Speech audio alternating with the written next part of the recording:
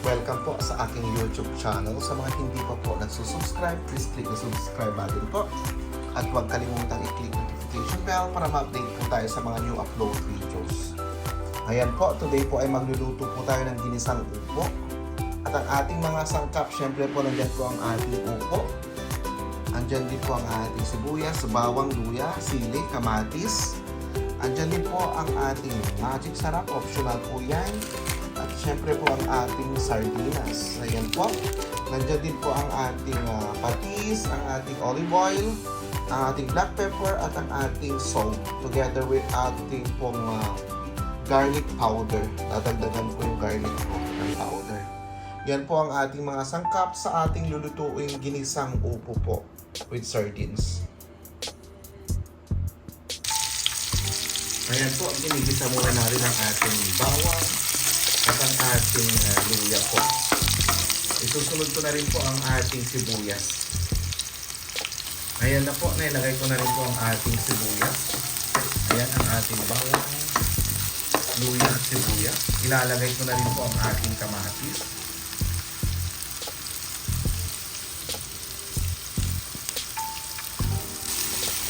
Ayan po, nilagay ko na rin po ang ating kamatis. Ayan, ginigasan na po natin ang ating bawang, sibuyas, luya, at ating kamatis. Ayan, tetemplahan ko na rin po siya ng konting patis at black pepper po. Ayan na po, nalagyan ko na siya ng patis. Ginigasan na po natin sa patis. Nilagyan ko na rin po siya ng magic sarap at saka black pepper. Ilagyan ko na rin po siya ng konting garlic powder. Ayan po. Lalagyan ko siya ng konting tubig. Isusunod ko na sana yung sardinas natin kasi ayaw ko po siyang maduro. Ihuli ko na lang po yung sardinas. Hindi naman po malansa yan. Ayan po, nilagay ko na rin po ang ating upo. Pakuluan lang po natin siya. At nilagyan ko siya ng konting tubig po. Ayan, tignan natin kung magtutubig yung ating upo. Ayan po.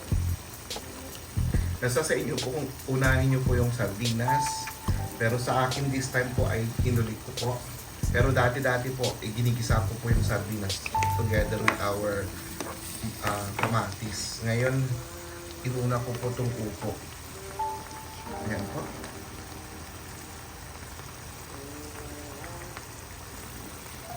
Ayan po. Tinikman natin ay okay na po yung lasa. Ayan po. Lutuin lang natin ito. Ayan. At isusunod ko na rin po ang ating sardinas. Ayan po.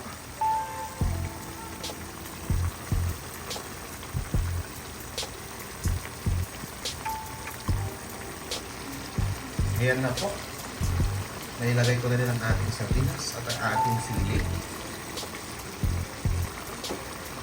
Malapit na po ito, kakain na tayo. Ano po ang ating ginisang upo with sardinas.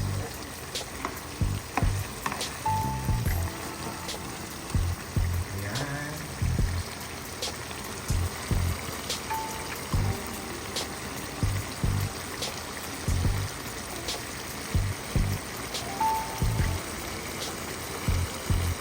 Masarap po siya.